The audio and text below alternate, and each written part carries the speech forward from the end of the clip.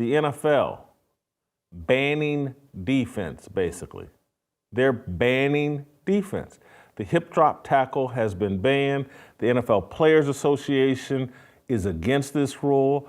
I've seen tweets from Cam Jordan, Tony Dungy, J.J. Watt, all kinds of people are ripping this rule, the hip drop tackle. Most people don't even know what it is. What are these guys doing? It's like they're purposely trying to destroy football, Steve. What do you think? Remember the legendary words of Hall of Famer Jack Lambert when he said, I might as well put dresses on these quarterbacks? Now you might as well put a sundress on everybody. That's what it seems like. But this is almost like a derivative, in my view, the hip drop tackle, from the rule of the no horse collar. And then I think about a decade ago, they started going to this rugby-style tackling. And I've seen these drills where they have these big, large donuts, and guys are supposed to kind of tackle wrapping around their waist. And I think players naturally found another way to do this. That's just my view of this de-evolution of tackling and contact and collision in this great sport of American tackle football. You know, Jason, I do wonder, as you take out the physicality, the defense, some of the things that we liked, let's be honest, some of the violence that is in this sport. Jason, I wonder, without gambling and fantasy sports, which are now tied in together, what is now the real appeal of football? Because it's not the game that we grew up watching. In fact, it's not even the game from the early 2000s. Because this game now, in the immortal words of Coach JB, is watered down.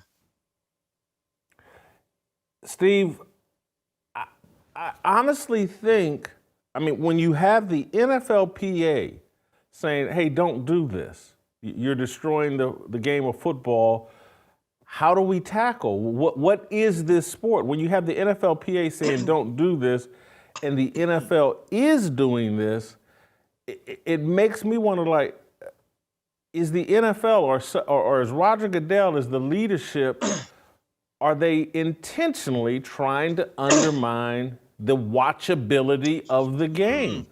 Because this just doesn't make any sense to anyone. Well, here's what I think. They keep taking an inch, which becomes a yard, which then becomes a first down, and then it becomes 100 yards. So now they've taken 100 yards, right? Because if you go back to when this rule really started, I believe it began with the Roy Williams takedown of Terrell Owens way back, I believe, in the 2004 season, where T.O. then missed the last 3-4 regular season games, came back heroically for the Super Bowl.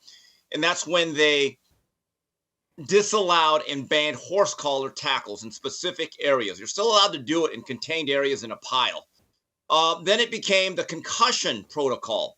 They were very afraid of the liability and the lawsuits, and there was a movie. So all of this comes back to player safety and also not getting sued. Now, in terms of the watchability, Jason, for guys like you and I who watched football at its apex in the late 70s, all throughout the 80s, 90s, and 2000s, yes, it's a different game, but we have to be realistic about this. You've mentioned this. They're trying to appeal to more of a globalist, female type of audience. And this is the reality, Jason. If you look at television ratings in terms of sports, I don't know if the NFL's had any drop-off. They still dominate the Nielsen's. So maybe we're the ones who are panicking. Maybe we're the crazy ones. Maybe none of this actually matters, because let's face it, Jason, come Labor Day weekend, what is the rest of the country going to be doing alongside us? Watching football. Yes, even this version of it. So we could talk about the watchability of it. I can't lie. Come August 31st, I'll be watching football that weekend. It's just the way it is with me. I think I'll be watching, but again, I'm going to be watching less. I'm going to be watching less. And your argument is correct in terms of hey, we will change our standards, because it's just like with basketball. I've changed my standards. I'll watch women's basketball based off the storylines and based off, hey, at least I believe they're actually competing and caring about the game. Yes, the quality isn't as good of the basketball that I used to watch in the NBA or men's college basketball, but I've lowered my standards, and I've now enjoyed women's college basketball for this season and much of last season. And so maybe you're right. Maybe I'll get accustomed to this, but I've been to the mountaintop. And so I think there's a point where this bubble is going to burst, that the gambling and the fantasy sports and all that just isn't going to sustain, because we've given the referees another judgment call. And what we're going to have are more complaints about the legitimacy, the integrity. Is this game rigged? Is it being manipulated? Once people think, hey man, this is the WWE or the WWF, I do think people are going to be less likely to watch. And the more judgment calls we give the officials, the more we're going to question the integrity and the true competition of the sport. Jason, I can imagine late August. Hopefully, I'll be in Gainesville for the Miami Hurricanes opener. I know what you'll be doing. You'll be doing studying cut-ups and clips of Caitlin Clark's mid-range game and seeing how she can be stronger on her offhand and the dribble drive. And you'll probably be compiling your top 25 Whitlock AP women's basketball poll. I get it. Our change, but here's the thing. Football, we have to keep this into perspective. When people say football's gotten soft, still a relative term. It is still a physical, mostly violent game. Most regular human beings could not play football, nor would they want to, nor should they. Let's be honest. Us Asians, for the most part, we should not be on the football team. We should be tutoring them. We get it. We're good with that. We still love the game of football. But it's still a tough game, and there's something about it that, Jason, like you, with Ball State, you are part of their alumni association. You played the game. No matter what you say, it's like that line in Godfather. Every time you think you're out, they're going to pull you back in. That's just the way it is. And with me, I've got so much Miami Hurricane gear now. I have no choice but to watch the games now.